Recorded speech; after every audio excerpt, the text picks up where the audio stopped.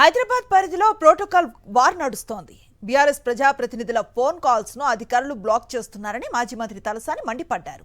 రాజ్యాంగబద్ధంగా ప్రోటోకాల్ పాటించడం లేదని ఆగ్రహాన్ని వ్యక్తం చేశారు తలసాని. జీహెచ్ఎంసీ కౌన్సిల్లోనూ బీఆర్ఎస్ కార్పొరేటర్లు లేవనెత్తే సమస్యలపై మాట్లాడనివ్వకుండా అడ్డుపడుతున్నారన్నారు.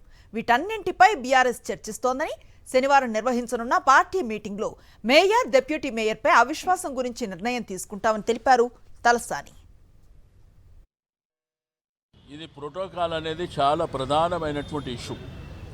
ఒకటి పొలిటికల్గా ఎలక్టెడ్ రిప్రజెంటేటివ్ ఐదర్ కార్పొరేటర్ కావచ్చు, ఎమ్మెల్యే కావచ్చు, శాసన మండలి సభ్యులు కావచ్చు, పార్లమెంట్ రాజ్యసభ సభ్యులు కావచ్చు, వాళ్ళకి ఇచ్చే ప్రోటోకాల్ని మరి తప్పకుండా మీరు పాటించవలసినటువంటి అవసరం ఉన్నది.